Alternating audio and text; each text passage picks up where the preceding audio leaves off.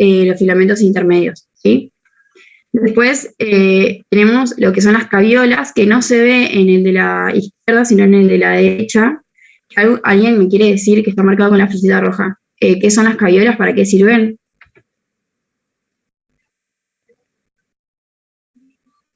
¿No son análogos a los túbulos T en las células musculares esqueléticas?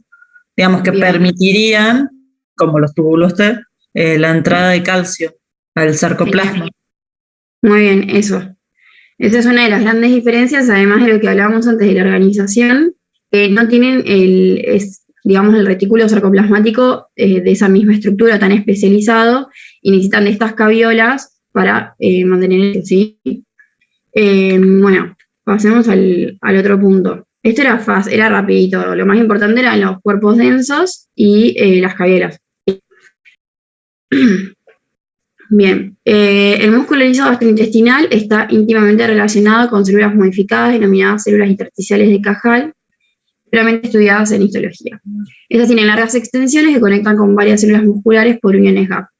Este tipo celular aparece en el tubo digestivo, principalmente a partir de la curvatura mayor del estómago, y son de dos tipos, las mientéricas y las AP, que creo que era, no me acuerdo cuál es. ¿Alguien me...? ¿Okay? Las musculares. ¿Se acuerdan, chicas?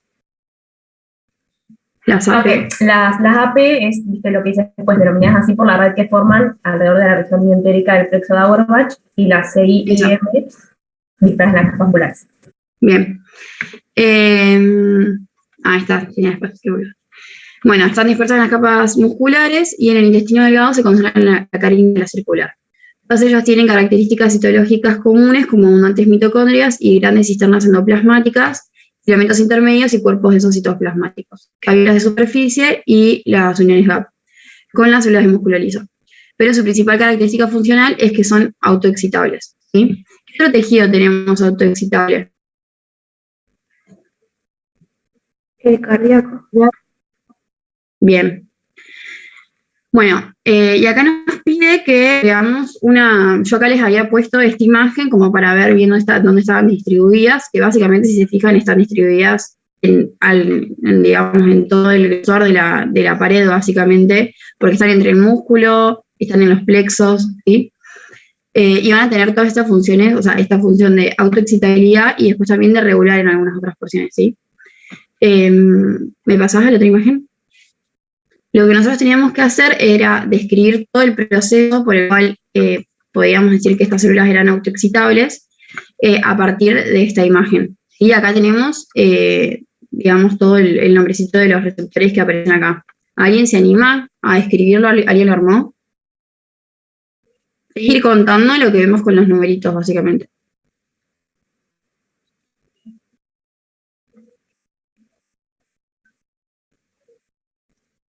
En el primer punto, ¿qué pasaría?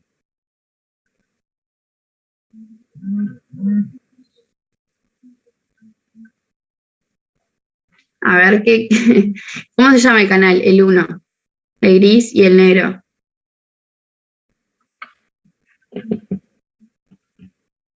Ahí está en el dibujo. Son receptores de rianodina y de IP3. Bien. ¿Y qué sacan? O sea, están donde están en el retículo endoplasmático y sacan acetosol. ¿Qué cosa?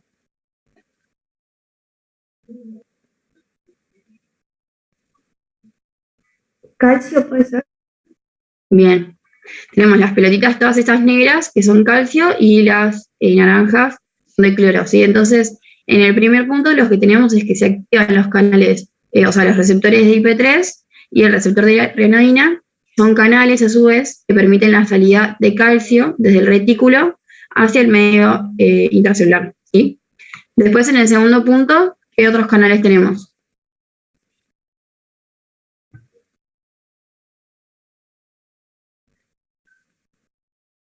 Está acá abajo el nombre. Y ahí al costado, acá al costado están los nombres.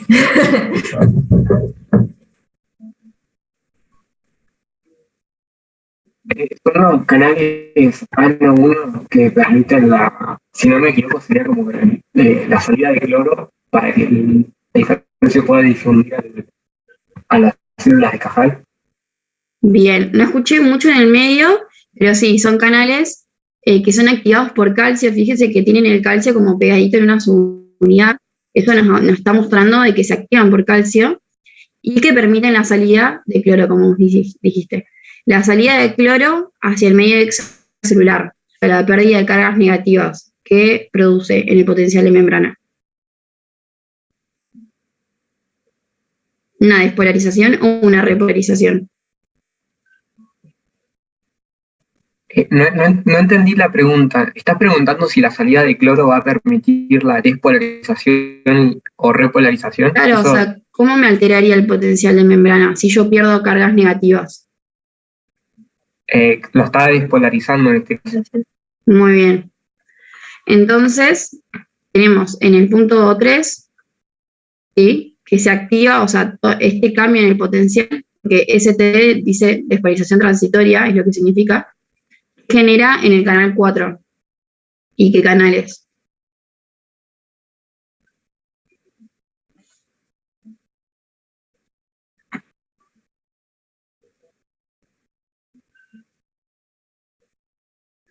Es un canal de voltaje dependiente de calcio que se activa justamente por la despolarización, ¿sí?, por el aumento de voltaje, y genera la entrada de calcio. Entonces vamos a tener aumento de calcio intracelular, ya sea porque lo liberamos desde el retículo, como el que ingresa por fuera, ¿sí? Y después pasamos al punto 5, que si se fijan son los mismos canales de antes, así que esto me lo contestan ustedes.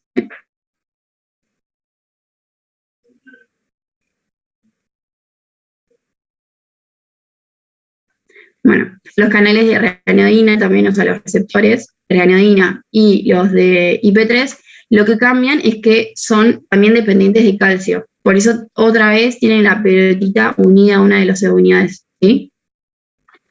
Una vez que se activan, es como que otra vez vuelve a salir más calcio del retículo, despolariza todavía la membrana. Y eso genera que la corriente, ¿sí?, siga por la célula y pase a estas partes de acá, que son las uniones GAP, que son canales que permiten el pasaje de la corriente, es decir, de iones, desde una célula a otra. Teóricamente, esta célula podría ser una célula muscular lisa. Y ahí se generaría esos cambios, que los van a ver después con las chicas, el cambio en el potencial de membrana del resto de las células, que genera ese potencial eléctrico basal que tienen las células musculares lisas.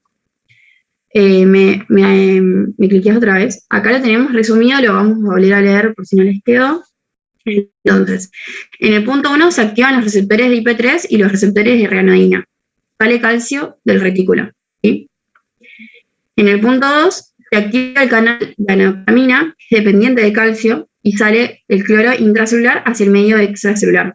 Eso, como dijimos, empieza a generar una despolarización, que es esta corriente transitoria, que genera a su vez la activación de canales voltaje dependientes de calcio, ¿sí? Entra calcio desde el medio extracelular hacia el medio intracelular, y a su vez el aumento todavía más de calcio en el medio intracelular genera la activación de estos canales de ranitidina y de IP3 que son sensitivos al calcio y permiten todavía más salida de calcio hacia el citosol, ¿sí? Después tenemos el punto 6, que es la corriente que se moviliza por las membranas, el punto 7, que pasan a través de las uniones GAP, y el punto 8, que se despolariza la célula continua, ¿sí? ¿Se entendió? Sí, sí, ¿Te puedo hacer una pregunta? Sí. Si estos receptores IP3 y los de ranitidina, ¿puede ser que se activen por la acetilcolina? Puede ser, la verdad no. Claro, porque decía que los estímulos parasimpáticos y que, por ejemplo, la acetilcolina como que estimulaba todo este movimiento. Sí. O sea, estos receptores pueden ser activados por un montón. Por la acetilcolina seguro, va a tener otros mensajeros también. Porque las células de Cajal, si bien tienen esta despolarización que es espontánea, justamente por eso tienen la actividad de marcapaso, digamos, también van a ser a su vez estimuladas por otras sustancias. Claro, por ahí ahora en los puntos que vienen vamos a ver un poco más eso de los movimientos de peristalsis, eso que hay que meter un poco más los mensajeros. Lo importante de las células de Cajal es que entendan que esto, que son células autoexcitables, que tienen la capacidad de autoexcitarse y de esta forma producir movimientos a lo largo de todo el tracto digestivo, ¿sí? Lo que generan las células de Cajal y esta transmisión de la despolarización, lo que hacen es modificar el potencial de membrana de las células musculares continuas, y por eso es que generan un potencial eléctrico basal. No generan contracciones específicas, sino que modifican el potencial de membrana. De ahí que después se contraiga va a depender de otras cosas, ¿no? Pero van a ir modificando el potencial de membrana, ¿sí? Que también Sí, lo vemos con las chicas en los gráficos siguientes. Perdón. Una consulta. Sí. Este gráfico, ¿de qué libro es? Porque por ahí el BES y el Buito no aparecían. tienen esto. Esto la verdad que no sé de dónde lo sacaron las profes, porque está en el mismo TP. Y yo busqué, Debe ser de algún eso, debe ser de algún paper, porque yo busqué en los libros de la cátedra y no lo encontré. Y no hay ningún otro que te describa tan específicamente este proceso en los libros. No. Después lo busqué en algunos papers y hay algunos, pero la verdad que ni siquiera está tan específico como acá. No. En el borón hay uno parecido, pero no es este. No, sí. Así que no vayan a buscarlo a otro lado. No deberían. O sea, está bueno este dibujo. Sáquenle fotito de última a la explicación o si ya les queda. Claro. Igual cualquier cosa, si quieren, después le podemos pasar el PowerPoint. También. Oye, gracias, chicas. No, nada. ¿Alguna duda más, chicos?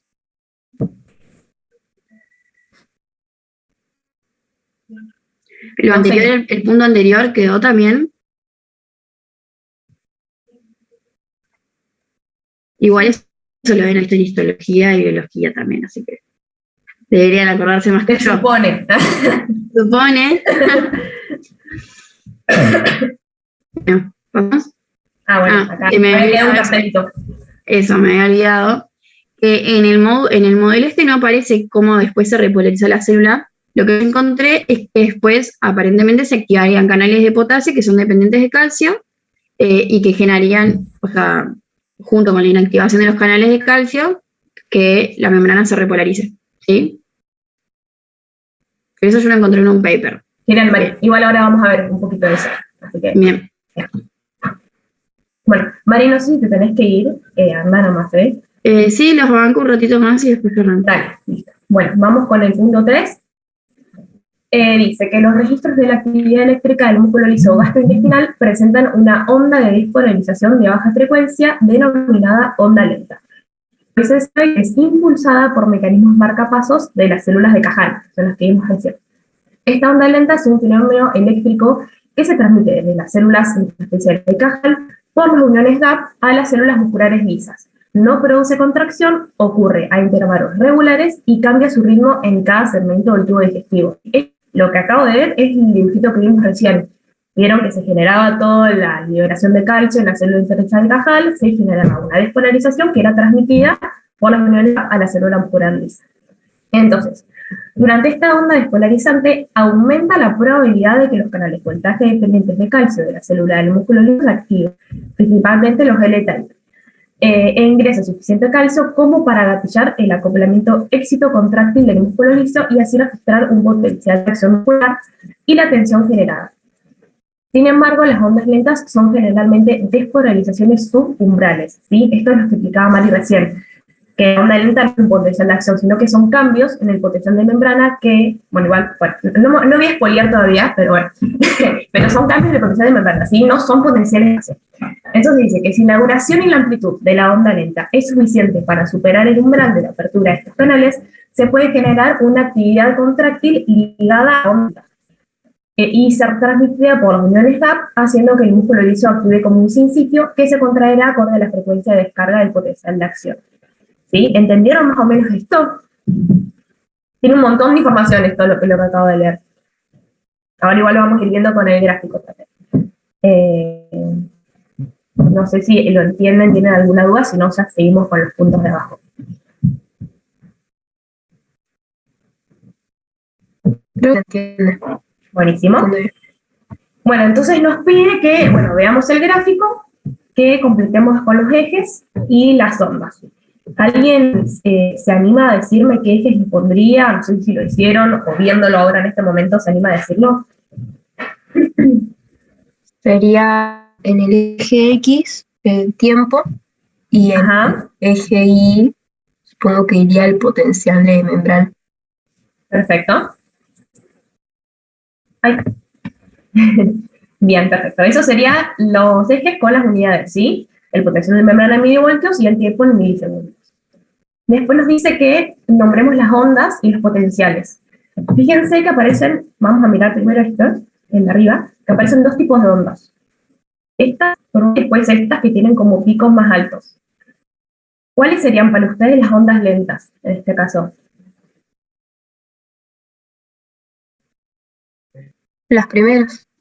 Bien, las primeras. ¿Por qué? ¿O qué es lo que ves en el gráfico que quieras pensar? Observación al tiempo. Al principio dice 10 segundos en lo que tarda, digamos, y las otras, en cambio, que tienen esos picos que pasan el umbral, digamos, tienen un periodo de tiempo más corto de 5 segundos. Perfecto. Perfecto. Ahí, como decía Magali, las ondas lentas vieron que no superan el umbral. Esto que dice acá significa el umbral, ¿sí? Son subumbrales. Cambios en el portal subumbrales. Pero fíjense que cuando se generan una cantidad suficiente en duración y amplitud, sí se desencadenan estas, que serían, ¿qué? Potencial de acción, ¿sí? O las espigas, como quieran decir. Espigas o potencial de acción. Y después aparece esta onda. Esta medida en gramos. ¿Qué les parece que es? No, por ahí en algún otro gráfico lo han visto ya, en otra guía.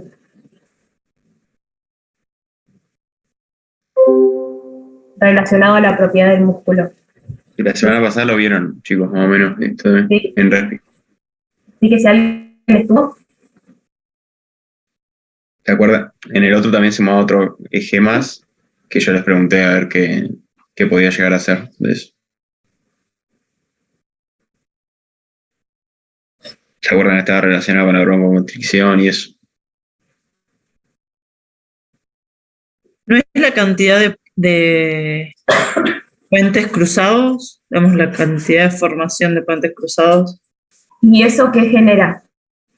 El aumento de los puentes cruzados. A nivel muscular, digamos, a nivel más macro.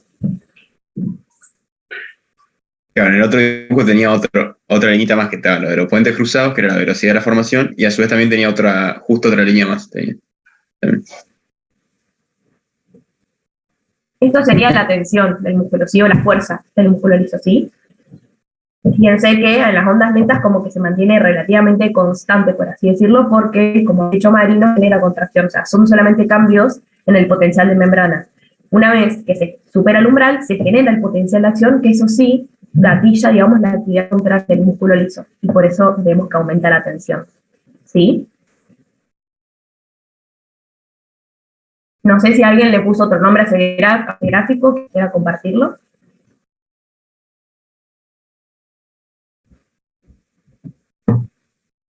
Y si no, bueno, y después, bueno, nos decía, creamos una conclusión que es básicamente lo que hablamos. Voy a repetir lo que dijimos recién, pero bueno, que en el gráfico veíamos dos ondas, que son las ondas lentas, y las espigas, que son el potencial de acción. Entonces, como les decía, si las ondas lentas, como dice la consigna también, se producen con una duración y amplitud suficiente y alcanzan el umbral, se desencadenan la acción, y esto genera contracciones en el músculo liso del tubo digestivo.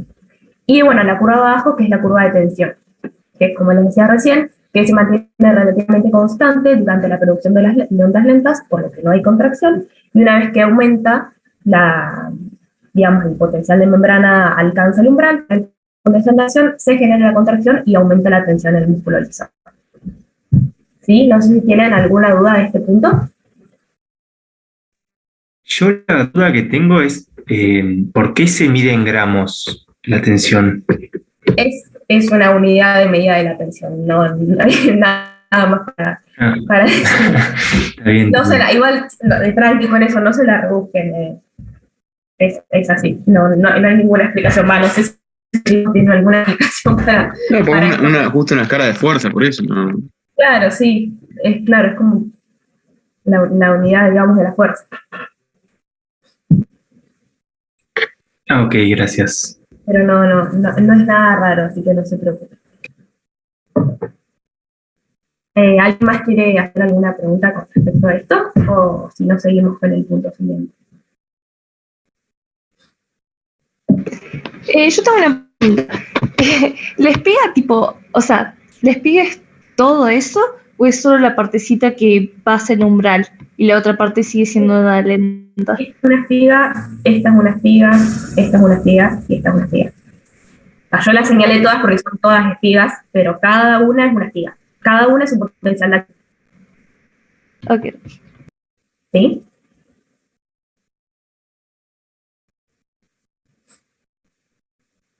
Si les parece, seguimos. No sé si alguien más quiere preguntar algo. Es el momento.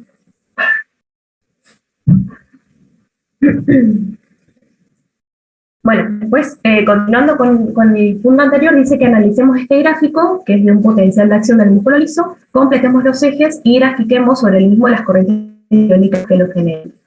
¿Alguien me lo explica? Porfis. A ver qué interpretan.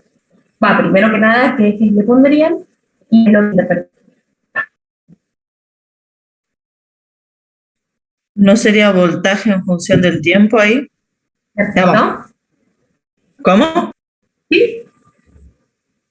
O sea, potencial de membrana en función del tiempo. Sí, está perfecto.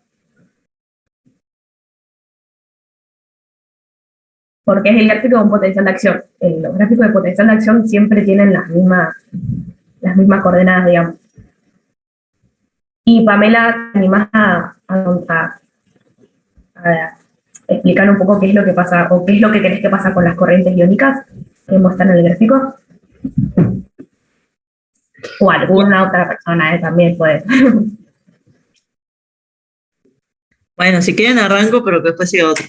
Dale, En un principio se produciría despolarización por la apertura de los canales de calcio, después por la apertura de los canales de potasio, que son más lentos, se produciría la repolarización. Y después están los canales BK, que no sé qué serían. Son otros canales de potasio, pero lo importante es que sepan de esta parte que recién lo vimos, recién lo explicó Mari, que los canales de potasio son dependientes de calcio, ¿sí? O sea, los más importantes que participan acá. Entonces, una vez que aumenta la corriente iónica de calcio, se activan recién ahí los de potasio, voltaje, dependientes de calcio. Dependientes de calcio, dije no, dependientes de voltaje. Y eso permite el ingreso de potasio y la repolarización. Entonces, yo acá muestro el dibujito que hice yo, con los ejes que dijimos recién y las corrientes cómo serían, ¿sí? Primero hay una... Sí, perdón. Perdóname, te hago una consulta. Esa apertura de calcio esa apertura de canales de potasio dependiente de calcio, De es solo en el... Perdón. Dependiente de voltaje, no de calcio. Está bien. Está bien. ¿Y qué diferencia? Yo lo confundí, perdón. Cualquier. Sí, Franco, ¿qué ibas a decir? No, yo te quería preguntar, ¿qué diferencia hay entre los canales de potasio, esos dos? O sea, uno es dependiente de voltaje y el otro... La verdad, no te voy a mentir. Ah. No sé si alguien lo buscó, sabe las diferencias. Sí, es importante, más que nada, si no, no pasa nada. No. Capaz que es importante y yo no lo leí. Sinceramente te lo digo. Yo sé que los que corta son los de voltaje. Buscar bien, para no mentirles, los de larga. Claro. En general, los canales tienen el nombre de acuerdo a qué transportan y a qué responden o qué los activa o de qué dependen. Así que ahí buscamos lo de la B larga y ahí se los mando por el chat. Dale. Sí, porque la verdad, para no mentirles, prefiero decirles que no lo sé. Pero si quieren ahora lo buscamos y vemos si lo encontramos. Pero bueno, este gráfico también es sacado de la guía. Vieron que hay muchas cosas acá de la guía que la vamos a buscar en los libros y no lo encontramos. Pero tranqui, ahora lo buscamos. Si alguien llega a encontrar algo, obviamente lo puede compartir. ¿Sí?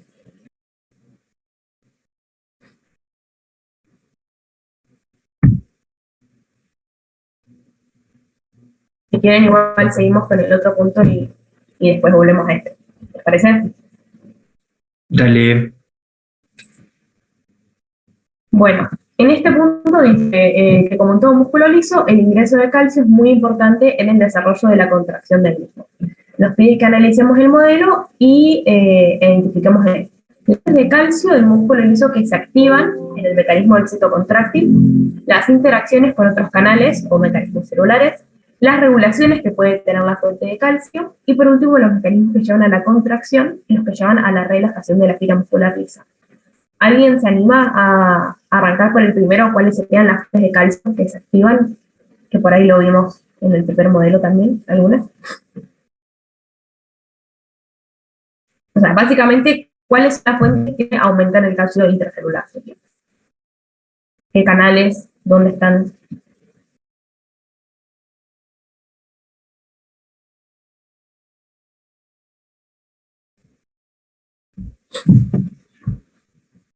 Te doy la pista, está por acá. Está el canal ese de sodio-calcio, Ajá, que perfecto. permite la entrada y también por parte del retículo sarcoplásmico. Bien. Sería acá, el receptor activado por IP3. Claro, Y también este canal BDCC, que es voltaje dependiente, fíjense que es activado por el canal de sodio-calcio, ¿sí? Esos tres son los que permiten el aumento de calcio intracelular. Después nos pide esto de las interacciones con otros canales o mecanismos celulares. ¿Alguien encuentra o ve alguna en este momento ahora?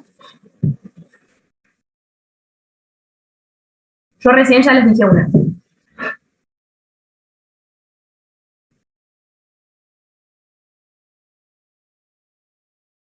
Las que les dije esto, fíjense que este canal, como dice acá en las referencias, es un canal de calcio voltaje dependiente, ¿sí? Entonces, ¿qué quiere decir esto? Que necesitamos que haya cambios en el protector de membrana para que se active.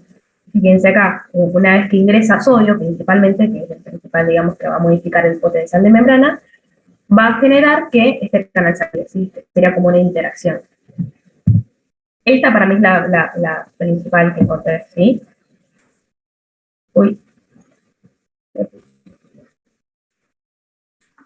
No sé si alguien quiere contar alguna más que haya encontrado o seguimos con el siguiente.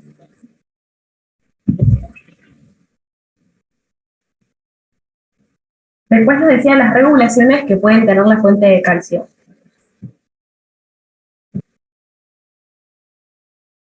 ¿Alguien se anima? ¿Hay que ganar alguna?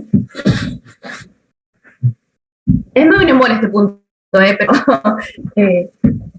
así lo hacemos rápido y ya pasamos a la foto.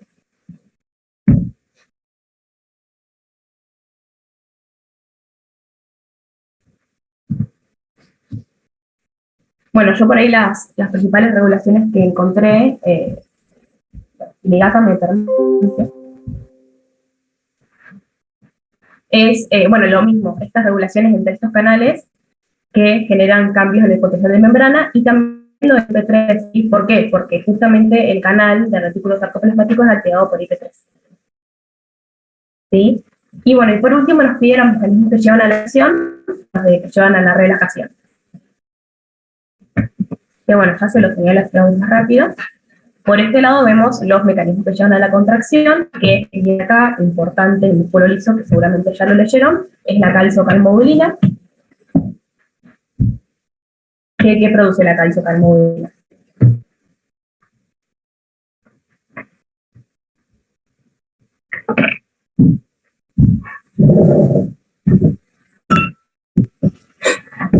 ¿Produce algo? ¿No produce nada? Se une a la miosina quinasa que va a fosforilar la cadena ligera de la miosina y no me acuerdo qué sigue.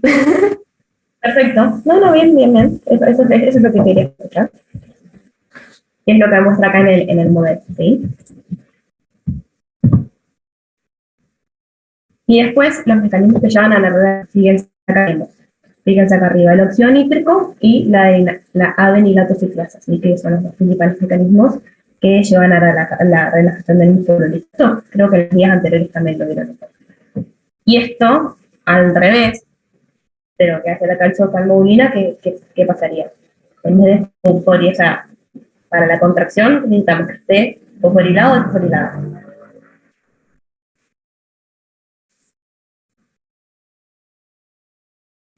Recién lo dijeron.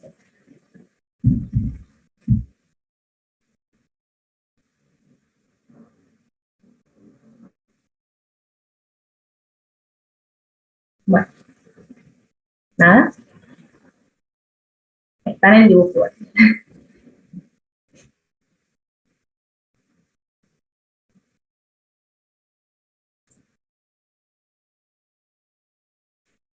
Bueno, fíjense.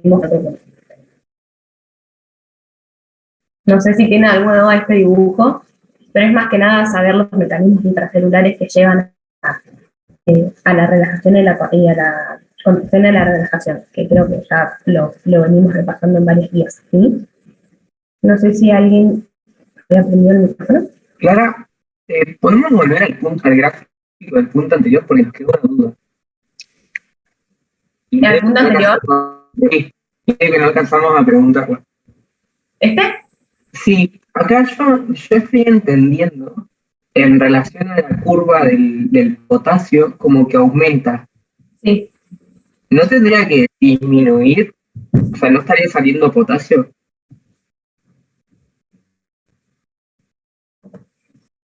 ¿Por qué?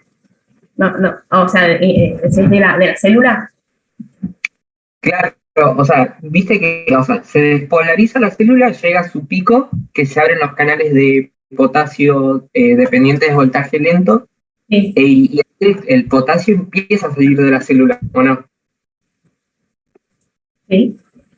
¿Y qué me quiere decir esa curva de potasio? No la entiendo, me confunde en realidad.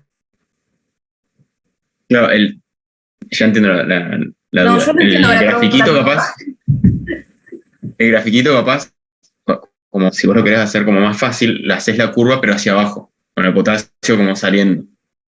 Esa era la duda. Ahí. Está bien igual el gráfico, sí, pero ahí puedes aclarar, la corriente esta de potasio es de salida. Ahí está. Claro, gracias. Y la de calcio es de ingreso hacia la célula.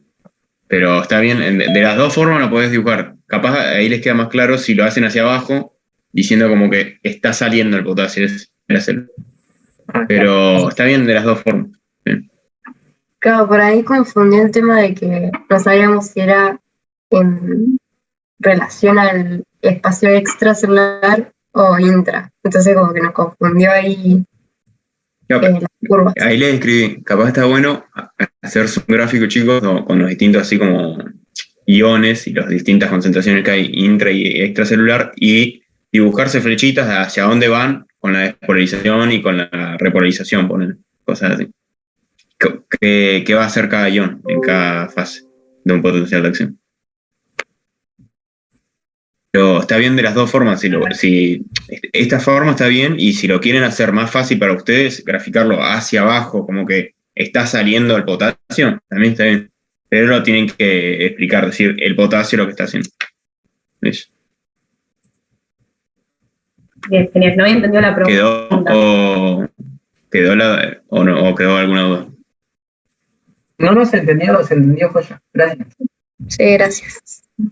No. Buenísimo.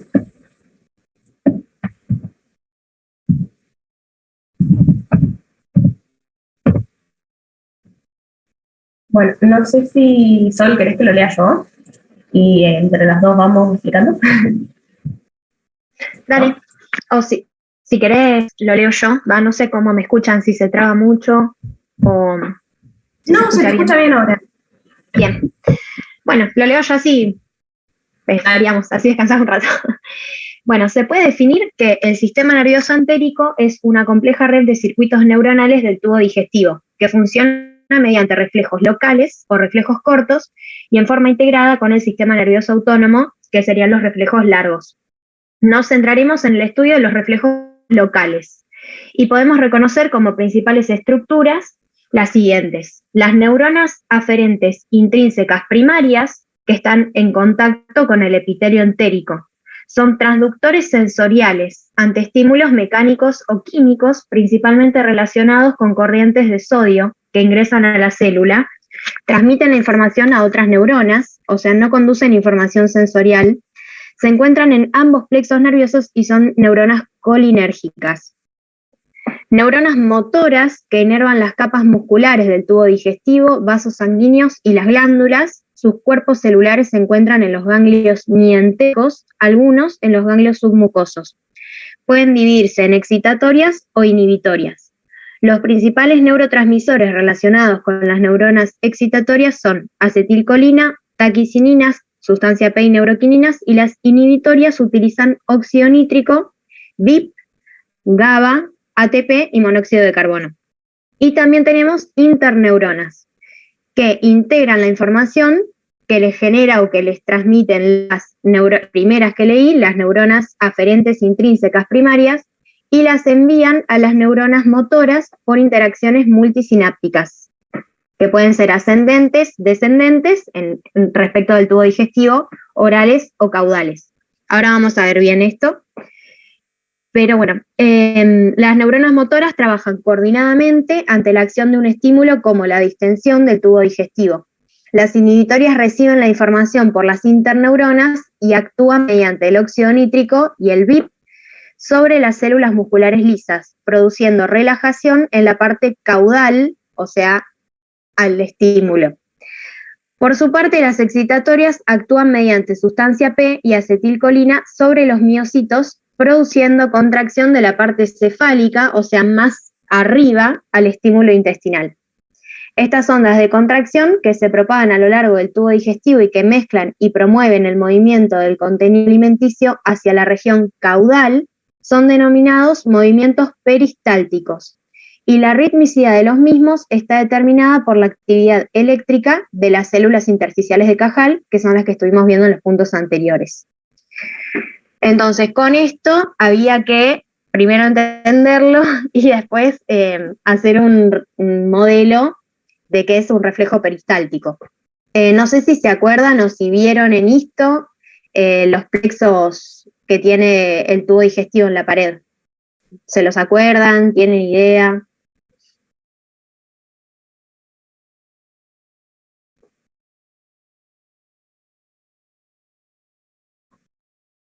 Ustedes saben que en la pared del tubo digestivo, no sé si ya lo vieron a esta altura del año o todavía no, pero hay varias capas que forman la pared del tubo, no es toda igual. Tenemos epitelio, después tenemos distintos tipos de músculo, y entre esas fibras de músculo tenemos la inervación del tubo digestivo. ¿Se acuerdan? Si mal no recuerdo, está el plexo de Auerbach, que es de la submucosa, creo, y el plexo mientérico o de Meissner, que es el de la muscular. ¿Puede ser? El mientérico creo que es el de Auerbach, ¿o no? Es sinónimo. Y después está el submucoso. Ah, puede ser. Como que me confundí. Confunde un poco.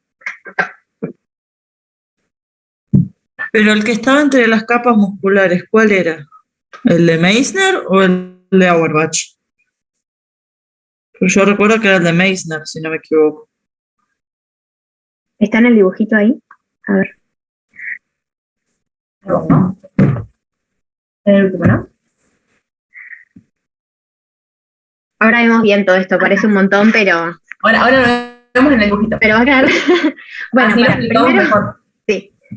Por ahí, primero lo que quiero hacer es como ir de lo más macro a lo más micro, ¿sí? Entender bien que lo que decía acá, el reflejo peristáltico mientérico, ¿sí? ¿Qué es lo que permite que se genere? Fíjense acá está el bolo alimenticio, que se genera una contracción proximal al bolo, ¿sí? Esto permite que lo empuje, y una distensión o relajación distal para que pase, ¿sí? Y es lo que permite que vaya avanzando a lo largo del tubo digestivo. En este otro dibujito, por ahí nos muestra ya un poquito más micro, como decía, que tenemos distintas capas del músculo, ¿sí? El músculo liso. Tenemos el músculo liso, el músculo longitudinal y el músculo circular, ¿sí?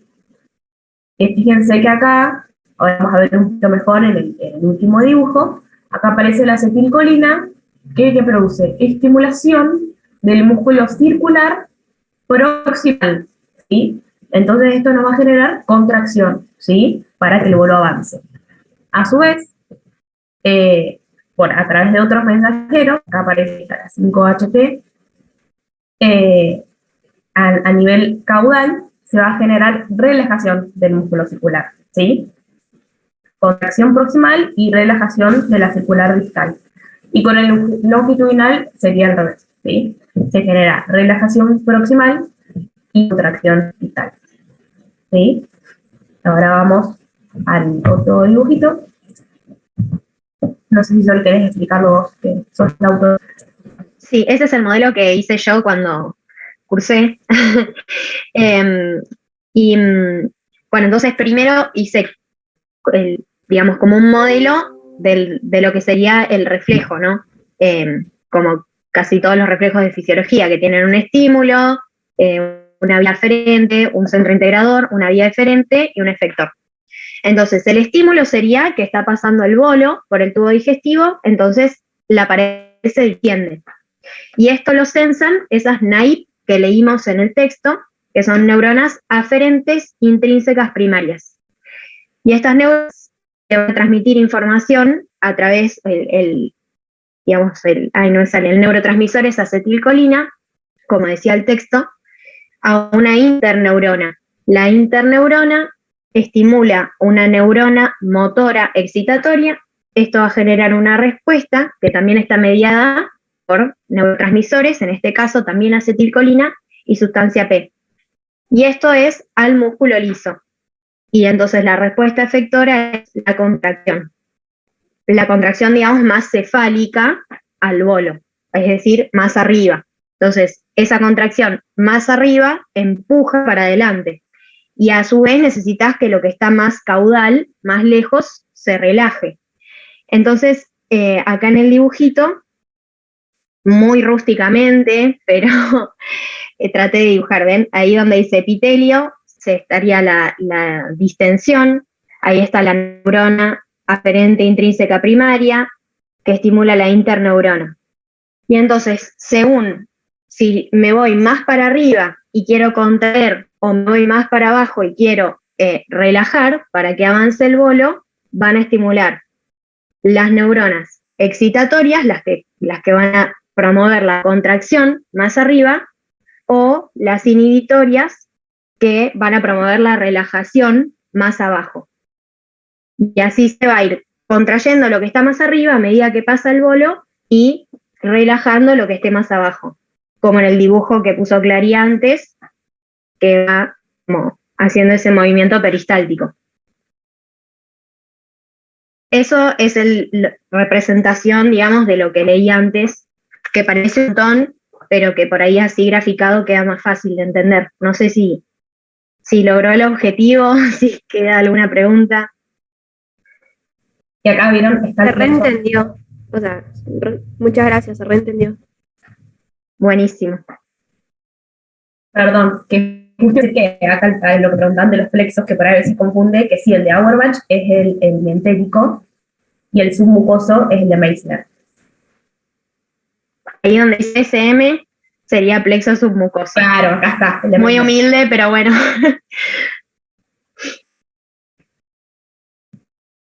O sea, el de Auerbach dice que está entre las capas musculares, que es lo que decía recién, y bueno, en la submucosa está el de Meissner.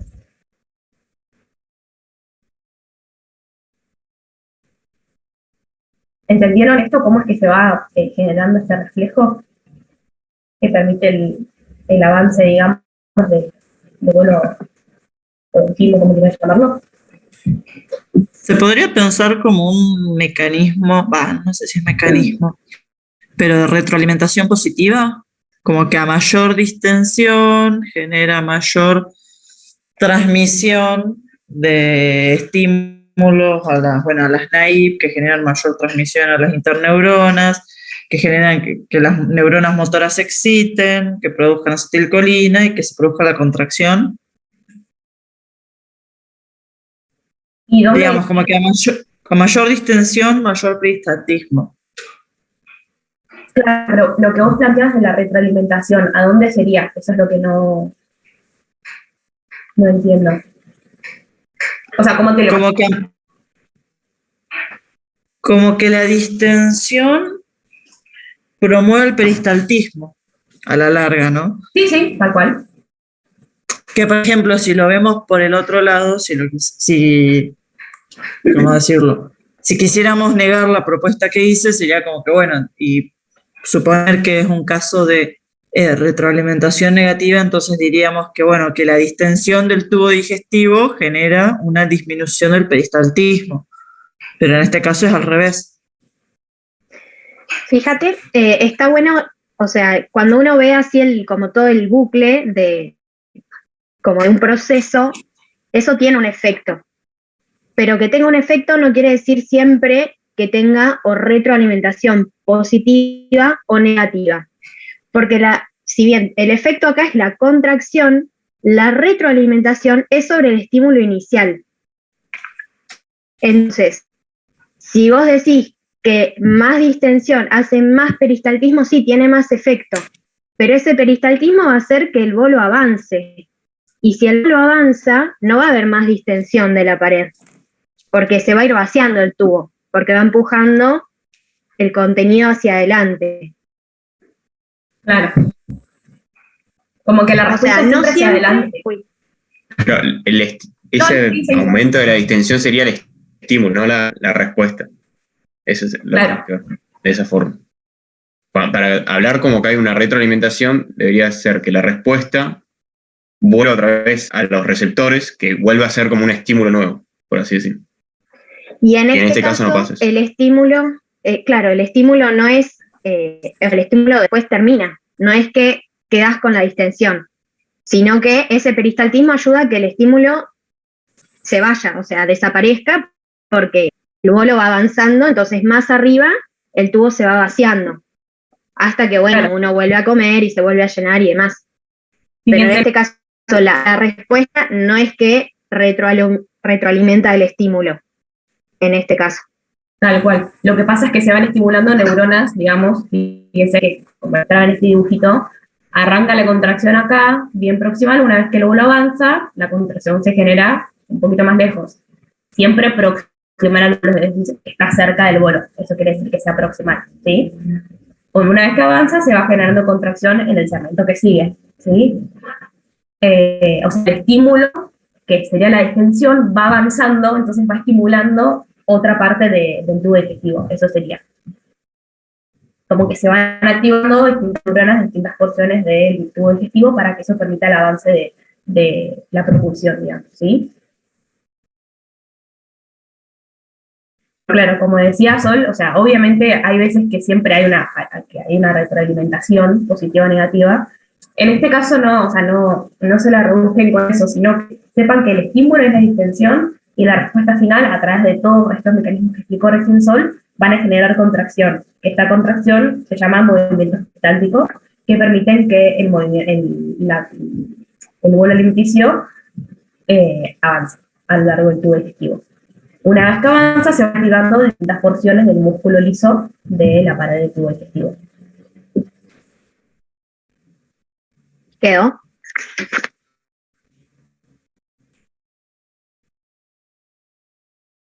¿Tienen alguna otra pregunta?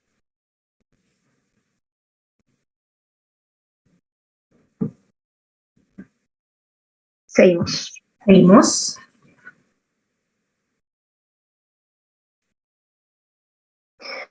Bien, acá Dice, como ha quedado plasmado, la onda lenta organiza la actividad contráctil y la modulación de su amplitud y frecuencia regula la fuerza de contracción del músculo liso digestivo.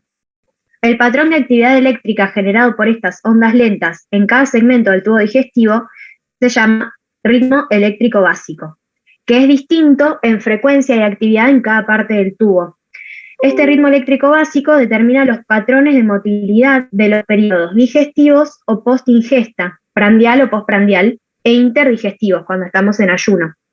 Es decir, estos movimientos peristálticos y las ondas eléctricas que los desencadenan varían según si estamos en ayunas, post-ingesta o en el mismo momento que se están produciendo estos movimientos. Los patrones de motilidad post-ingesta están relacionados con la función de cada parte del tubo digestivo, pero pueden dividirse en dos grandes patrones: peristaltismo propulsivo y segmentación no propulsiva.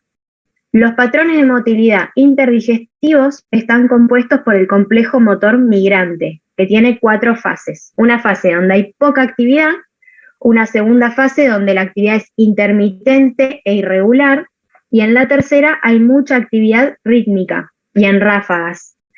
Y la cuarta es un periodo corto donde la actividad es intermitente y vuelve a empezar. Este complejo motor migrante se repite como ciclos cada 90 a 120 minutos y puede ser interrumpido por la ingesta de comida. Estos movimientos limpian el estómago y el intestino de los residuos alimenticios que quedaron de comidas previas e impiden el sobrecrecimiento bacteriano. Bien. Entonces, acá había que completar un cuadro buscando información sobre esto que acabamos de leer. Y bueno, principalmente entendiendo esto, que el tubo digestivo entonces tiene distinta actividad eléctrica y motora según la función que esté cumpliendo en ese momento, el periodo digestivo en el que se encuentra y según las distintas porciones del tubo, porque el estómago no va a tener la misma actividad que tiene el intestino delgado ni el intestino grueso. ¿Alguien pudo encontrar algo o pudieron leer el tema?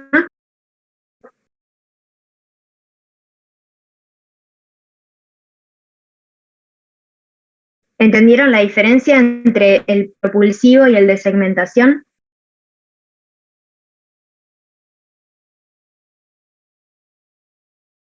¿O qué se les ocurre? Ah, sí. Disculpa, sería, o sea, vos estás preguntando para qué la funcionalidad de cada uno de los dos. Claro. ¿Qué tienen de diferente los dos movimientos? Y yo entendí que el peristaltismo era como para mover el bolo alimenticio por todo el segmento del tubo digestivo, y el de segmentación era como una manera de hacer que el bolo alimenticio se ponga en contacto con las vellosidades y microvellosidades para la absorción. Bien. Y además, el de segmentación ayuda a la mezcla del contenido. Lo que se está digiriendo, además, se mezcla y se va absorbiendo con esos movimientos. Favorece el contacto, como vos decís, con el epitelio y que se absorba el contenido, ¿no? Los nutrientes.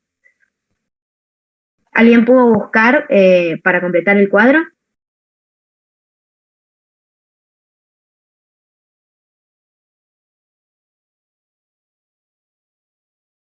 Bueno, lo ponemos. ¿Lo pongo? Eso te iba a preguntar.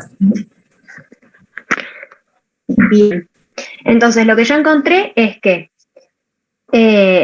lo primero es el ritmo eléctrico basal, ¿sí? Que serían estas ondas que veníamos viendo de despolarización de las células, que tienen distinta frecuencia según en qué porción estamos. Por ejemplo, en el estómago, el ritmo eléctrico basal básico es de 3 por minuto. En el intestino delgado, depende de la porción, si estamos en duodeno, que ustedes saben que es la parte más proximal, son 12 por minuto, y en el final del intestino delgado, que sería el ilion, son 8. Y en el colon, 6 por minuto. Después, en periodo postprandial, ni bien acabamos de comer, el esófago tiene un movimiento de propulsión el estómago tiene un ritmo eléctrico básico, el estómago distal tiene un ritmo eléctrico básico y de propulsión, el intestino delgado tiene movimientos de segmentación y el colon segmentación y propulsión. Esto encontré yo, pero pueden corregirme. Y después, en periodo interdigestivo, el esófago y el estómago proximal tienen ritmo eléctrico básico, pero lo que es la porción distal del estómago, el intestino delgado y el colon tienen lo que sería el complejo motor migrante, que son estos dos de actividad intermitente y regular, que lo que facilitan es que se vaya generamientos en ayunas que permiten que se limpie el tubo digestivo y que al moverse el contenido evitan el sobrecrecimiento excesivo de bacterias. Ese sería como lo más importante del complejo motor migrante. ¿Se entendió? ¿Tienen alguna duda?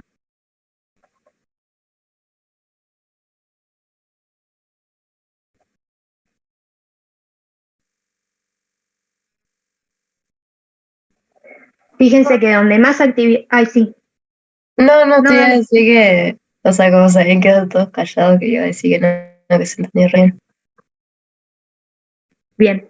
Por ahí lo más importante de esto es entender justamente eso, que en las distintas porciones hay distinta actividad, que tienen distinta acción. Fíjense que en el intestino delgado es donde más frecuencia de actividad eléctrica hay por minuto, más en duodeno y perganglion. Y bueno, que el complejo motor migrante es para limpiar, o sea, no es para, pero bueno, cumple la función de eliminar los residuos de lo que va quedando cuando estamos en ayunas. ¿Quieren agregar algo, chiques? No, está perfecto. Y si se entendió, genial, seguimos con el próximo. Pero esto, lo que decía Sol, sepan diferenciar qué es el ritmo eléctrico básico, qué es el complejo motor migrante, que obviamente tiene que ver, o sea, primero que nada con la función de cada porción del tubo digestivo. Segundo, en qué momento, digamos, estamos postprandial, interdigestivo, estamos en ayunas, ¿sí? Como que sepan diferenciar eso. Así que si se entendieron esos dos conceptos, estamos re bien. Y obviamente también del peristaltismo propulsivo y el de segmentación, ¿sí? Saber cuál es la diferencia y también que va a depender de lo que les decía, de la función de cada porción del tubo digestivo. Bueno, ahí. Bien, si no lo hicieron, lo pueden ir contestando a medida que vamos pasando por cada uno, porque bueno, es como, estaría bueno leerlo, pero también hay cosas que más o menos saben y se pueden deducir. Entonces, acá había que marcar cuál es la función que va teniendo cada parte o cada porción del tubo digestivo. ¿Qué función creen que tiene la faringe en cuanto al pasaje del bolo alimenticio? Propulsión.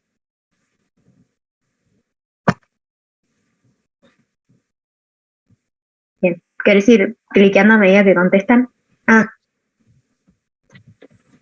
Bien. Bien. El esfínter esofágico superior.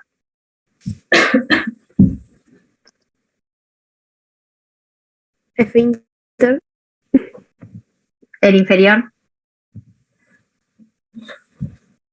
Bien. El estómago proximal. ¿Qué funciones parece que tiene? ¿Reservorio? Bien. El estómago distal, o sea, antro, píloro. Propulsión. Mezcla, digo yo. Mezcla. Ahí te lo sabes. Un forzón. Antro, píloro, duodeno. Esa región, ¿cómo funciona?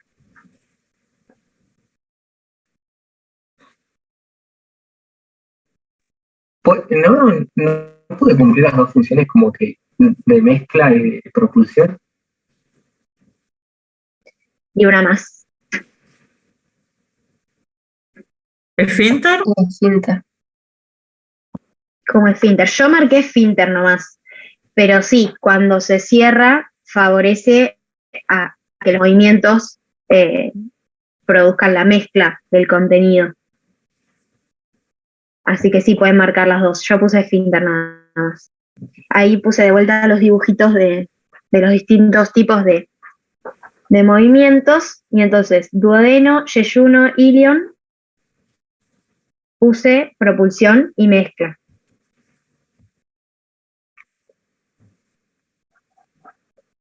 No sé si están de Como acuerdo. decía. Ay.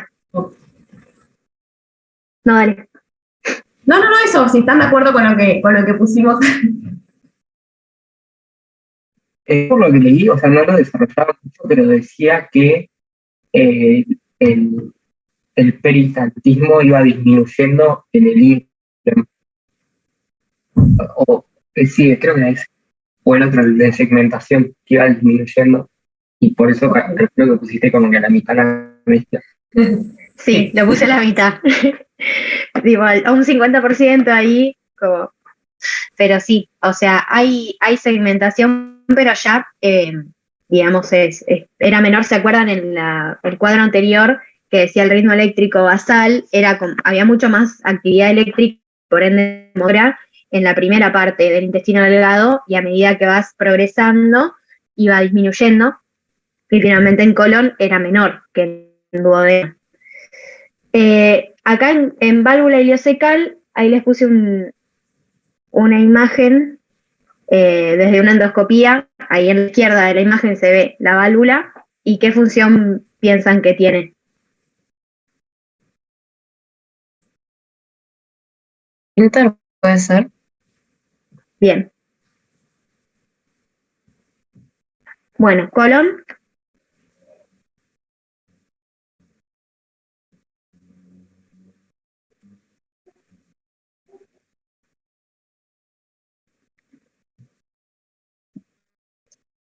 No estoy seguro, pero puede ser también propulsión y reservorio. Porque, o sea, el reservorio, por lo que había leído, es como que siempre queda una cantidad y que cuando uno vuelve a comer, se vuelve a estimular como lo que serían los movimientos en el colon. Bien. Yo creo, podría ser, siempre va quedando, digamos, el tubo digestivo nunca queda 100%, por eso nos sirve el complejo motor migrante, pero yo creería que lo que es colon ascendente y transverso, principalmente, tiende a hacer la propulsión. Y a medida que uno avanza a lo largo del colon, sí, se va juntando todo al final, en descendente, sigma y recto, y ahí es donde con los movimientos llega todo y se junta hasta que uno finalmente, bueno, después lo vamos a ver en los puntos que siguen, se produce la evacuación del contenido.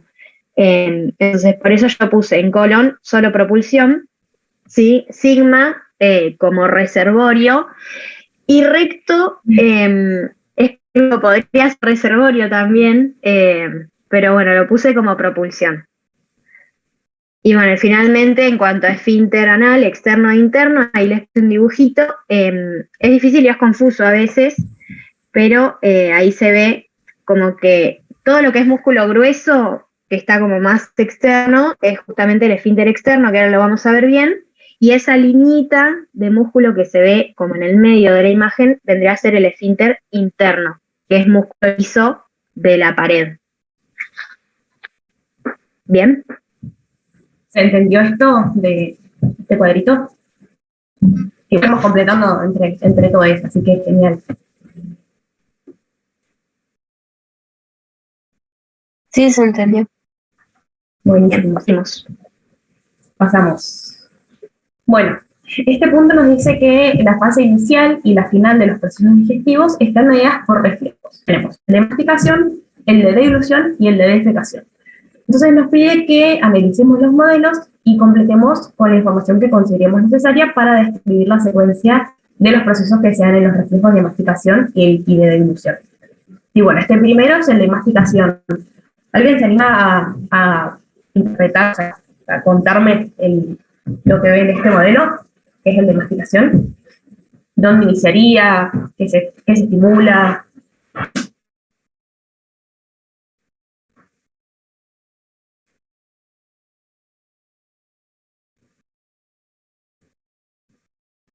Así no se los leo yo, no aburrido.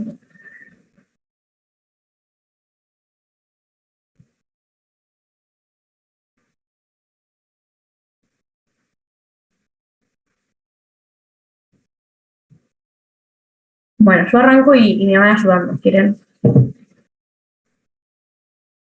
Yo por ahí lo que primero le agregué es, porque acá también está muy lindo el reflejo, pero ¿cómo iniciar? ¿Sí? Tenemos el bolo alimenticio en la boca, que lo primero que hace es una inhibición de los músculos masticatorios. Y esto produce, todo esto que yo les voy a decir está en el BES, así que por ahí si lo leyeron de ahí, genial. Es donde más fácil está explicado, así que si quieren leerlo ahí, les va a venir de joya. Obviamente después pueden complementar con lo que quieran, pero por ahí hay como para entenderlo y verlo desde un primer pantallazo está buenísimo. Y esto a su vez genera una vez que se relajan los masticatorios, se genera una caída del maxilar inferior que genera, digamos, como una separación de los dientes antes de producir, digamos, iniciar el proceso de masticación, que a su vez genera una contracción refleja de los músculos maceteros. Entonces, una vez que esto genera, se va a iniciar, o sea, que esto se procesa, iniciar el reflejo de masticación, ¿sí? Que son, digamos, los movimientos de los músculos, o sea, principalmente por los músculos, ¿sí? También por la lengua. Entonces, se activa la masticación por receptores sensoriales, ¿sí? Que están principalmente en la lengua y también en otras estructuras de la boca. Esto genera una activación a nivel del tálamo, ¿sí? Que a su vez estimula el área motora de la masticación, ¿sí? Que acá están los núcleos en donde se encuentran, ¿sí? También tenemos en esta área el centro de masticación, ¿sí? Sería como el centro integrador, que esto nos va a generar un ritmo para generar una contracción, digamos, de los músculos, ¿sí? Una contracción rítmica para generar, digamos, el proceso de masticación. Esto a su vez genera, digamos, un movimiento voluntario que nosotros hacemos al comer, y todo esto, digamos, va a generar una respuesta motora a través de los nervios para seguir estimulando estos músculos, ¿sí? Esto sería como, hacia grandes rasgos, el reflejo masticatorio. Por ahí lo que, no sé si lo leyeron, pero yo no lo puse, pero si lo quieren agregar, sería, digamos, qué vías son las que usan, digamos, para ponerle de acá al tálamo, cómo llega esa información, o del área masticatoria, cómo se generan los músculos, los movimientos voluntarios de los músculos, y qué nervios están implicados en esto. No sé si alguien lo leyó, o lo quiere, o se acuerda de por ahí de Nato, bueno, no sé si lo vieron todavía.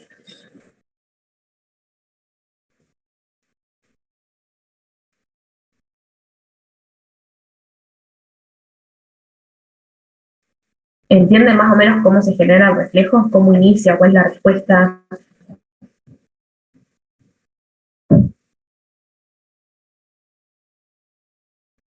Fíjense que como veíamos por ahí antes, también acá tenemos el estímulo que sería a través de los receptores y en la boca. Tenemos un centro integrador y tenemos una respuesta, ¿sí? Vía aferente y vía eferente.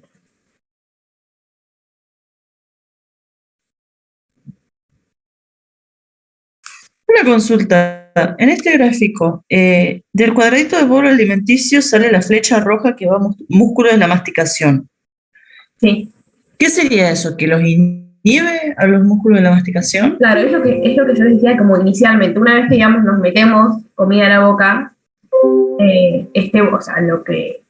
Perdón, no sé cómo explicárselo fisiológicamente sin usar palabras medias raras. Se genera esto, la inhibición de los músculos masticatorios que permiten que el maxilar inferior descienda. Y una vez que desciende, pues, obviamente va a ascender para generar la masticación. Eso es como inicial.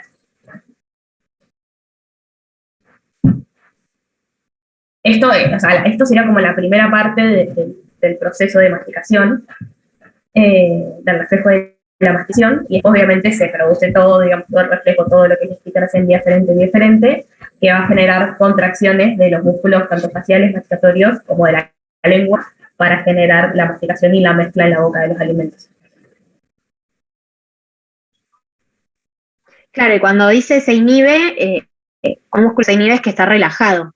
Si estuviera contraído todo el tiempo, no podríamos generar los ciclos, como dice ahí, generado. Ay, donde dice muscular contraction pattern, como que son patrones de contracción, contracción, relajación, pero donde dice ahí que inicialmente se inhibe es que se relajan y ahí inicia el ciclo. Claro. Si no, digamos, con la apertura de la boca. Claro. Hemos dicho en criollo. Sí, exacto. Si tenés la boca, como los músculos contraídos, no puedes arrancar a masticar.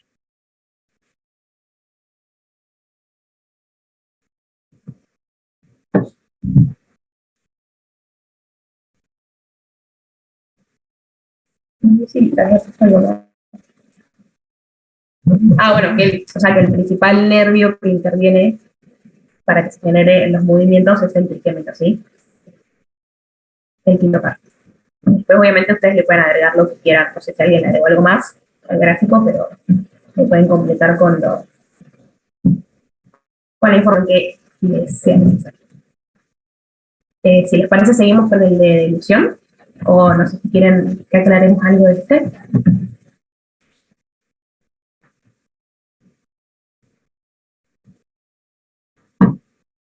Bueno, seguimos.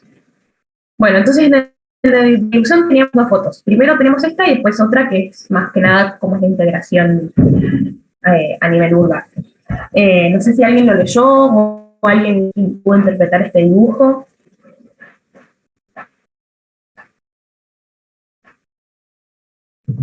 Fíjense que el reflejo de dilución lo dividimos en tres fases. La primera fase oral, la segunda faringe, que a su vez se divide como en dos fases, y por último la esofágica, ¿sí? Primero, bueno, en la fase oral, fíjense que la lengua, digamos, se eleva y genera presión contra el paladar. Esto va, acá se lo escribí para que después les quede, ¿no? Esto va a aumentar la presión en la parte posterior de la boca y va a permitir que el bolo se empuje hacia atrás, digamos, hacia la faringe, ¿sí? Todavía esto con la epiglotis cerrada, ¿sí? Después, en la fase faríngea, que sería, o sea, la primera parte de la fase faríngea, la lengua se va a contraer contra el velo del paladar y la faringe posterior, ¿sí? Esto para seguir empujando el bolo. Entonces, ahí sí la epiglotis se va a abrir y los esfínteres esofágicos, tanto superior como inferior, se relajan, ¿sí? Para que, digamos, permita el pasaje del bolo hacia el esófago. Bueno, esto por ahí lo expliqué un poco, pero bueno, en la segunda fase faríngea, una vez que atravesó digamos, toda la parte de faringia, hacia el esófago se cierra la glotis de vuelta y el esfínter esofágico superior se contrae, ¿sí? Una vez que el bolo ya pasó, digamos, por el esfínter, está por debajo del esfínter, ya está en el esófago, ¿sí? Se contrae. Y por último, la fase esofágica, que dice que una vez que se contrae el esfínter esofágico superior, se va a una onda peristáltica, que es lo que venimos viendo, todos los movimientos peristálticos para que el bolo avance y llegue hasta el esfínter esofágico inferior. ¿Sí? Eso es como muy resumido qué es lo que pasa, digamos, a nivel anatómico en el reflejo de dilución. Ahora por ahí vemos un poquito más de cómo se genera. No sé si tienen alguna duda de esto, pero bueno, es básicamente saber qué es lo que pasa con la epiglotis, qué les pasa con los esfínteres, con la lengua. Y esto de la fase esofágica, que es lo que veníamos viendo, el momento de comer, una vez que el bolo está en el esófago, se va generando todos los movimientos peristálticos de esta bogala distal para que el bolo vaya avanzando, ¿sí?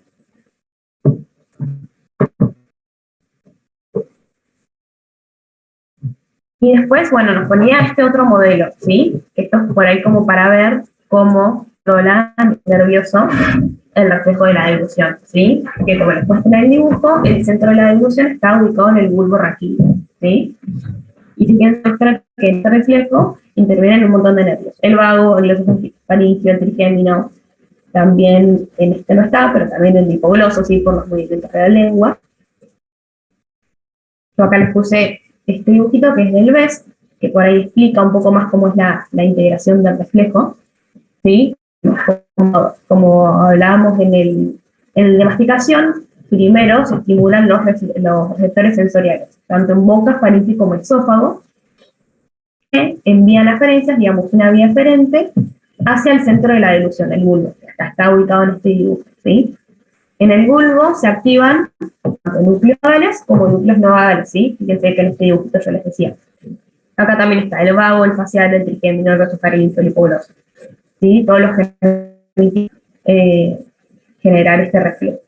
Entonces, a su vez, estos nervios tienen fibras motoras somáticas que van a inervar el músculo estriado, ¿sí? Que está más que nada en el esófago superior. No sé si esto para ahí se acuerdan o lo vieron en esto. Y a su vez también tenemos fibras motoras visuales preganglionares que activan el plexo mientérico, ¿sí? Del que venimos charlando. Y a su vez, digamos, activa las fibras ganglionares y genera la contracción del músculo liso, que es más que nada predominante en el esófago inferior, ¿sí? Y esto va a generar que nos traguemos y el bolo vaya avanzando hacia el esófago inferior. No sé si tienen alguna duda, le agregarían algo a este gráfico, pero esto es así como resumido el reflejo de ilusión. Por esta está bueno este gráfico porque lo explica de forma fácil, obviamente después vayan a leerlo, está explicado en texto y lo explica fácil, así que cualquier cosa.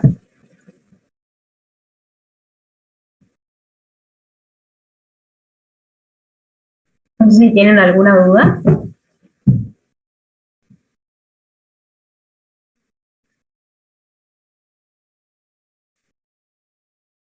Por ahí los reflejos siempre son como la parte más fea de estudiar y la que parece más complicada, pero puede ser usar el mismo caminito que para todos los procesos fisiológicos. ¿Cuál es el estímulo? ¿Cuál es la vía aferente? ¿Quién es el centro integrador? ¿Cuál es la vía eferente? ¿Cuál es el efector? Y, bueno, finalmente la respuesta del reflejo. Si todo el texto que ustedes encuentren cuando lean los reflejos lo organizan así, como bien se lo van a aprender más fácil y se lo van a acordar más fácil. Claro, por ahí también, o sea, por ahí este está bueno como tomarlo como modelo, ¿sí?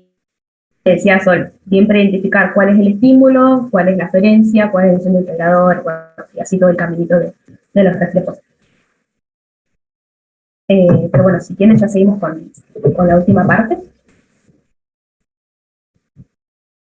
Ah, bueno, yo acá les había puesto que no me lo dijeron, así que acá los nervios glosofaringeo vagos son las principales aferencias, ¿sí? Que, digamos, desde los receptores sensoriales se envían a través de estos nervios hacia el centro de integración, que sería el canal vulvar. Y bueno, acá les damos los tipos de defecación, porque en el último punto lo pide, que por ahí este es el que más nos costó, no sé si ustedes lo leyeron, pero es el peor. Esto por ahí, como, bueno, recién también solo habías puesto la fotito para repasar un poco de anatomía, si se acuerdan, que es identificar que tenemos dos esfínteres, un esfínter anal interno y un esfínter anal externo, ¿sí? Que es el que controlamos voluntariamente. Bueno, acá pusimos la definición de qué es la defecación. Son actividades musculares, neurales y musculares, perdón, que se integran en el sistema nervioso central y en el autonómico e intervienen de forma combinada sobre el músculo liso y estriado, ¿sí? ¿Por qué? Porque el músculo liso tenemos en el esfínter anal interno, que lo controlamos voluntariamente, y en el esfínter anal externo sería el músculo estriado, que sí lo controlamos voluntariamente. Acá, bueno, también encontramos un poquito que por ahí es como para ver más o menos cómo están inervados estos dos esfínteres, ¿sí? Fíjense, tenemos por un lado el esfínter interno y el externo. ¿Alguien se anima a explicar esto? Por ahí no sé si lo vieron, cómo están inervados los esfínteres. Eso en anatomía te lo hacen estudiar. Sí. Si se lo acuerdan, igual acá hacemos un repaso, obviamente, porque tenemos que repasar. Fíjense que el interno, que como decíamos recién es el involuntario, tiene dos tipos de inervación. Una intrínseca, que es por el plexo mientérico, que es el que venimos hablando.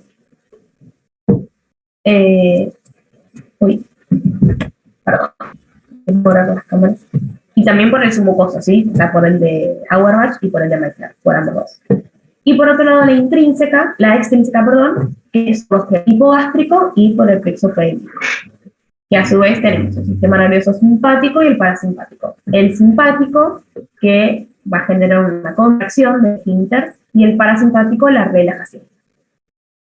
Y por otro lado, el externo está inervado principalmente por los nervios pudentes y plexos sacro, que son los que controlamos, como sería voluntariamente. Acá está como medio resumido en el dibujito. Desde centros superiores se activa la motoneurona alfa del nervio y activa el nervio pudendo, que genera una estimulación del esfínter anal de forma voluntaria. Y fíjense acá tenemos el esfínter anal interno, que ante el estímulo, que sería la distensión, o el pélvico, se activa una neurona preganglionar, ¿sí? Que esto va a generar, ya sea estimulación o inhibición, como decíamos recién, depende de qué sistema es el simpático o el parasimpático, del esfínter anal interno.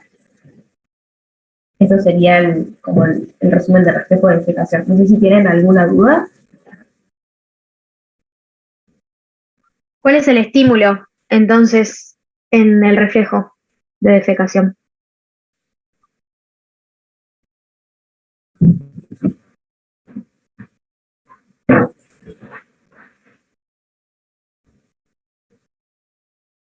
¿Siguen ahí? ¿Alguien todavía? ¿No sería la distensión y el aumento de la presión intrarrectal?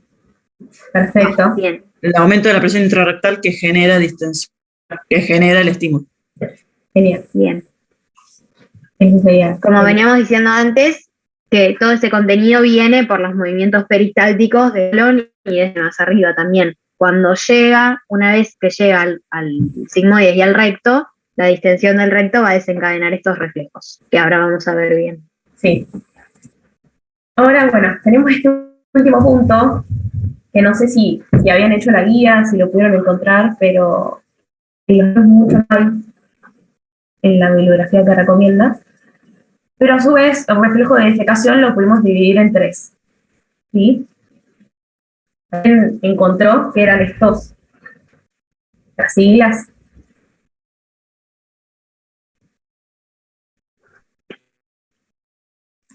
¿El primero no es el reflejo intrínseco? ¿Y digamos, qué podría ser eso? O sobre qué esfínter, digamos, tiene tensión.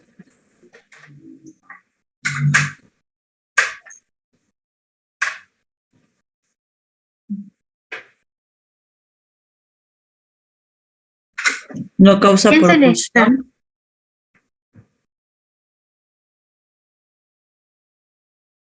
¿Qué querías decir, Pamela? No, que si no causa propulsión a lo largo del recto.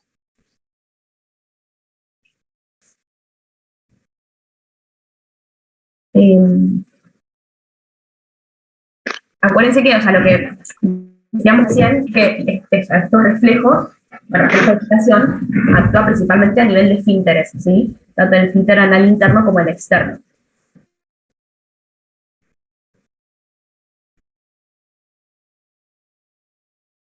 Llega el bolo o la materia fecal al recto, distensión y un aumento de la presión y demás. Y entonces, ¿cuál sería el primer reflejo o qué es lo primero que pasa ahí?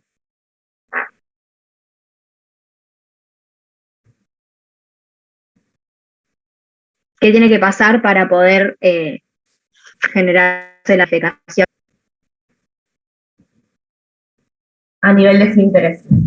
Se tienen que contraer, se tienen que relajar, cuál se contrae, cuál se relaja.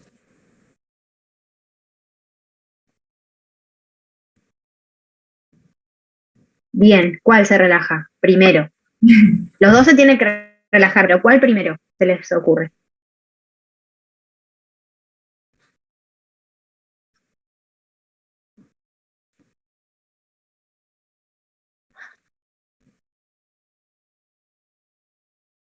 Bueno,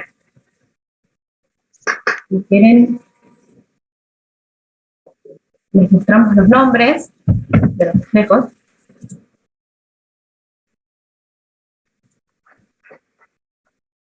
Bien, el interno es el primero que se relaja. Fíjense que acá están los nombres de los reflejos, ¿sí? Tenemos el primero que es el inhibitorio recto anal, que se imaginan que pueden, bueno, ya lo dijeron en el chat, ¿sí?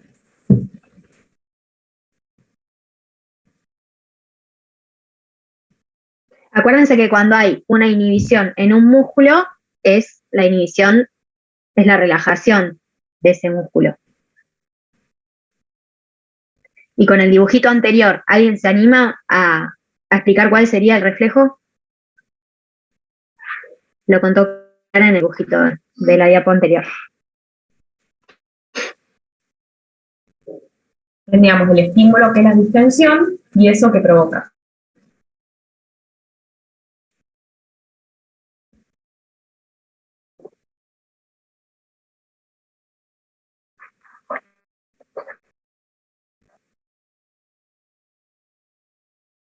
Bueno, Si esto lo entienden hoy, si lo entienden hoy, no lo van a tener que estudiar nunca más.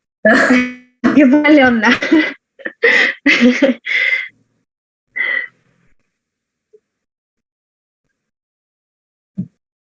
pero pongo ya la explicación. Dale.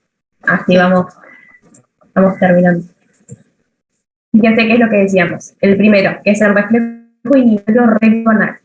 Entonces, el estímulo, como venimos diciendo a lo largo de todo el TP, en este caso sería la distensión rectal, ¿sí? Que esto, como veníamos en el dibujo anterior, a través del plexo mientérico, o sea, toda la vía eferente, va a generar el reflejo inhibitorio que produce, como decía Sol, se inhibe la relajación del esfínter anal interno, ¿sí? Que es lo primero que sucede para que se desencadene el reflejo de defecación. ¿Sí? Bien. No sé si querés explicar el segundo. Sí. Esto lo que genera, o sea, no es que una vez desencadenado el primer reflejo ya se produce todo el proceso. Lo que genera que se relaje el esfínter interno es la sensación o el deseo de las ganas de ir al baño, que no, digamos, acá interviene el factor voluntario y el esfínter externo, digamos, no siempre se dan las condiciones para que cuando se da la relajación del interno y la distensión y uno tiene ganas, pueda en ese momento desencadenar todo lo que sigue después. Entonces, si uno voluntariamente, digamos, el esfínter externo se mantiene contraído, los receptores que generaron digamos, los receptores que sensaron la primera distensión es como que se acostumbran, entonces esa relajación del esfínter interno cesa y termina este primer estímulo, digamos, hasta que más adelante se vuelva a desencadenar. Si no es que siempre que se da el primer reflejo, se desencadenan todos los que siguen después. Sin embargo, si se dan las condiciones, ¿no? El momento y el lugar adecuado, se produce la relajación voluntaria, que como vimos, el esfínter externo estaba inervado por neuronas motoras que vienen de la corteza, ¿sí? Que es una relajación voluntaria, con otras condiciones que aumentan la presión intraabdominal, como dice ahí, el cierre de la glotis, el aumento de la presión intratorácica, el descenso del diafragma, el aumento de la presión intraabdominal, ahí se desencadena un reflejo excitatorio, ¿sí? Entonces, primero tenemos la relajación del esfínter y después vamos a tener la contracción de los músculos, del músculo liso principalmente, ¿sí? Entonces, pero acá interviene un factor voluntario que es la relajación del esfínter externo.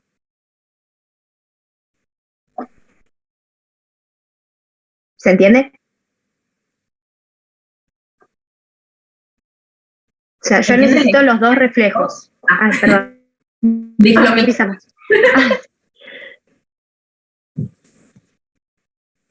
Y alguien más desactivó justo el micrófono, fuimos como 3 a la vez.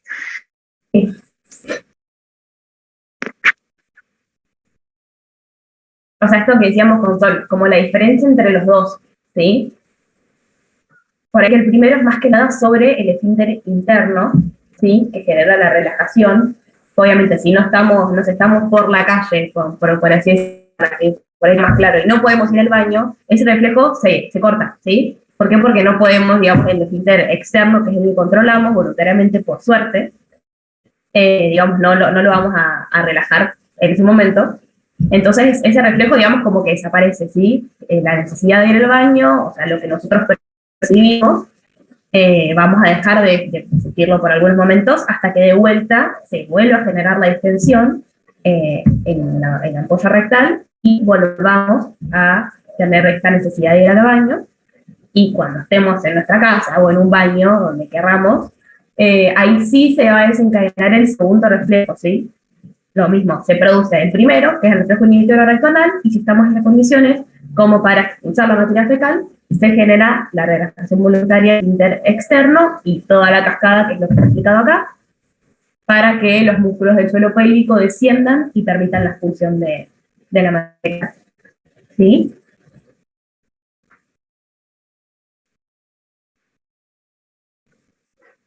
Y a su vez, No, sí, dale. No. se desencadena un último reflejo que tendría como una función de retroalimentación, si bien es un reflejo distinto, porque no transmite, no la vía, digamos, son otros nervios, se genera un último reflejo que es el simpático, que aumenta la intensidad de las ondas peristálticas y potencia este reflejo inhibitorio. Es decir, permite que mientras se da el excitatorio, el esfínter interno siga relajado. Y esto permite que se expulse toda la materia fecal, ¿sí? Porque, digamos, si un poco y se cierra, digamos, va a quedar contenido de materia fecal en la polla rectal, no lo vamos a poder eliminar, ¿sí? Entonces este reflejo ayuda a que, ¿no? Digamos, en el momento en el que vayamos a defecar, expulsemos toda la materia fecal que estaba contenida y después, digamos, se corta el reflejo. ¿Se entendió? ¿Quedó claro? A nosotras nos costó un montón entenderlo. Espero que lo hayamos podido explicar sencillo.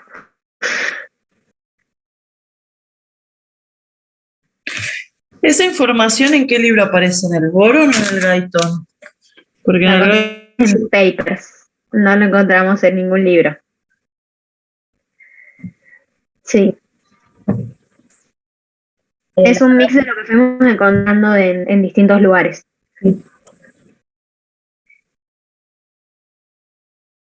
Pero sí, en los libros que recomienda la guía no está, en otros libros, en el Boron tampoco está, o sea, solo te explica, digamos, el reflejo de defecación como uno, y no, digamos, no lo separa así, como re difícil encontrarlo así.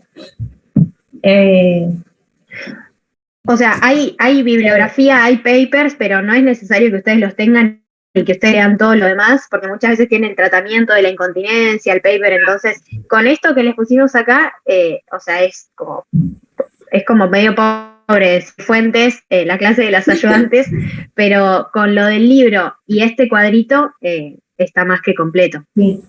O sea, y por ahí, la verdad no sé cómo se evaluará esto en el final o en el parcial, pero yo creo que lo que más importante que tienen que entender es el reflejo de defecación como todo uno, ¿sí? Obviamente si después lo pueden partir en estos 3 reflejos, genial, pero concéntrese más que nada en el reflejo de defecación, ¿sí? Entender qué pasa con los esfínteres, qué es voluntario, qué es involuntario, cuál es el estímulo, ¿sí? Eso es por ahí lo más importante, que es lo que vimos en la diapo anterior. Por ahí sí, en el BES, que es la bibliografía que recomienda la guía, está explicado de forma bastante fácil. Después, si quieren ir a o algún otro libro para, digamos, ampliar un poco la información, háganlo, pero en el BES están explicados los 3 reflejos, así que mi recomendación es léalo de ahí, una vez que lo entienden, si quieren, digamos, ampliar después, háganlo. Y un error que es re frecuente y que confunde siempre es cuál es el voluntario, cuál es el involuntario. inerva, eso traten de tenerlo bastante claro porque cuando te hacen la pregunta es como dudas de todo, pero ten claro, el interno, el externo, voluntario, involuntario y así, ¿sí? Sí, y la inervación de cada uno también. ¿Sí? Repasen un poco de por ahí lo que vieron en Anato, tomar en cuenta. Bueno, re tarde se hizo. Sería todo. Media larga día, pero no sé si quedaron algunas dudas. Yo no vi lo cargado en el chat, lo compartí, ahí fue compartir.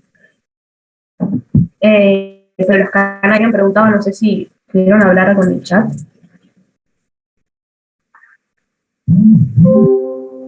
Ah, genial. Ahí. Una cosa, antes de que se vayan todos, si alguien llega a escuchar, es, dicen las profes que vayan haciendo las actividades de PEDCO, que son obligatorias, porque a fin de mes cierran, y si les queda alguna sin hacer, no van a poder rendir el parcial. Entonces, ese dato pásenlo, los pocos que estén escuchando todavía, tienen que hacer todo lo que es obligatorio de PEDCO. Antes de que huyan. Así que no puede con eso, háganlo lo antes posible, así ya después se olvida. Oye, díganle a los demás. Bueno. Bueno, chau, chiques.